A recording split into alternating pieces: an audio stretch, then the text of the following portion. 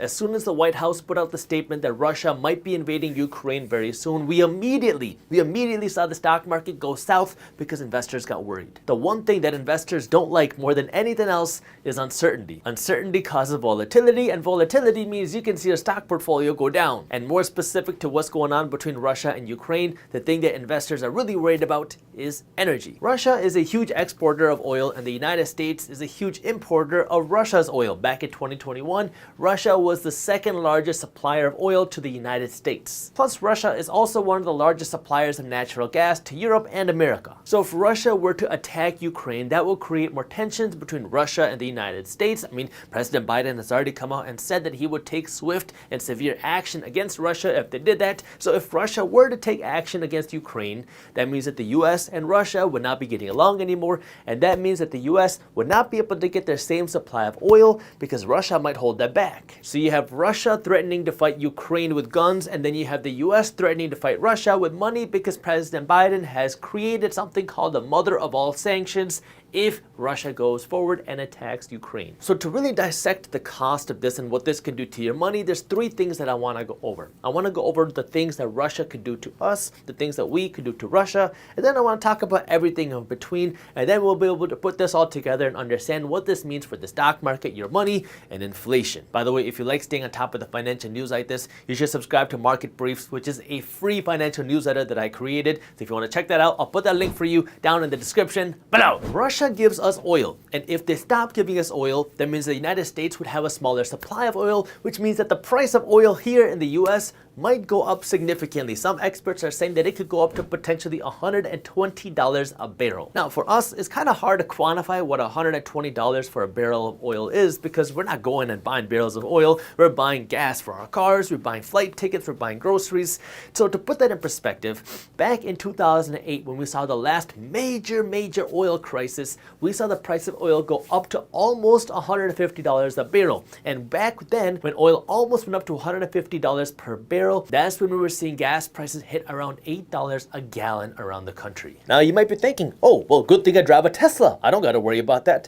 Well, high oil prices affect more than just gas prices. Travel becomes more expensive because airlines have to spend more money on fuel, which means you have to pay a higher price for your plane ticket. Your grocery bill becomes even more expensive than what it is now because now the store has to pay higher money in transportation fees to deliver their groceries from their warehouse to the store and from the farm to the warehouse. So everything, the whole distribution chain becomes significantly more expensive because the transportation costs keep going up, and your delivery fees, aka your Amazon Prime, becomes more expensive because now they have to pay more money in shipping to deliver your products to your door. That's why it's really important to understand oil prices when you're trying to understand the economy, because oil prices have a real strong trickle-down effect that when oil prices go up, everything becomes more expensive. And this is concerning now because we're seeing some of the highest inflation that we've seen in over 40 years.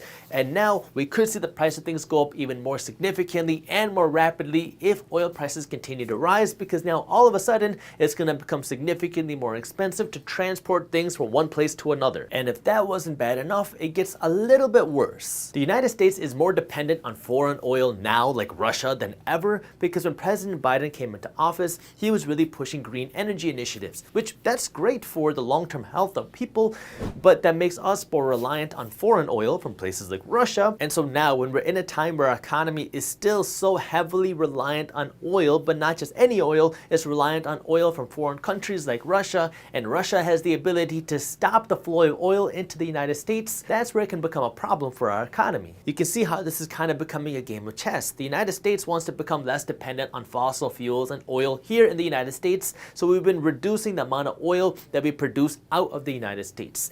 But at the same time, our economy is still so dependent on oil, which makes us more dependent on foreign oil. That gives a lot of leverage to foreign oil providers like Russia, because now if Russia wanted to turn off the flow of oil to the United States economy would be the one feeling the effect, because now they have that stronghold over there. Think of it this way: you need oxygen in order to survive, but you're having some breathing issues, so you need a ventilator. But you don't always want to be on a ventilator, so that's why you stop renewing your lease for your ventilator.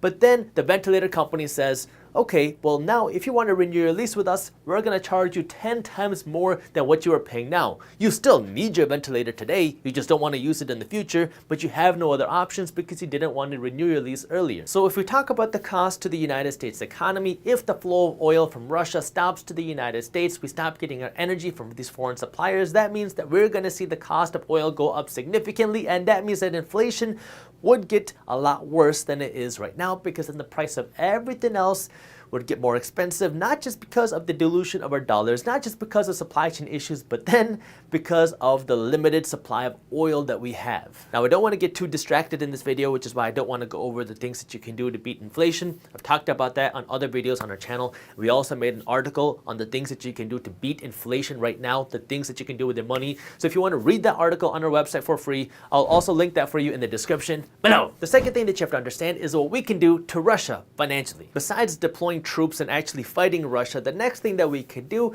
is that we can fight Russia with money, because one of the biggest things that we supply to Russia is technology. So if Russia stops providing oil to us, we would stop providing technology to them, and this is a weapon called the Foreign Direct Product Rule. The last time we used this weapon, and yes, it is called a weapon, was against China in 2020, where we stopped supplying different technologies and softwares and hardwares to Chinese companies. So if you are a US company and you create some sort of technology and software that's used by one of these overseas companies, well, then the United States government essentially would ban you from selling these products to China in that case. In this case, it would be Russia, but that's what they did back in 2020. This hurts the country because then the people don't have the ability to buy the same technology products that they could before. Now, you can't buy your smartphones, you can't buy your laptops because your companies don't have the materials to produce that.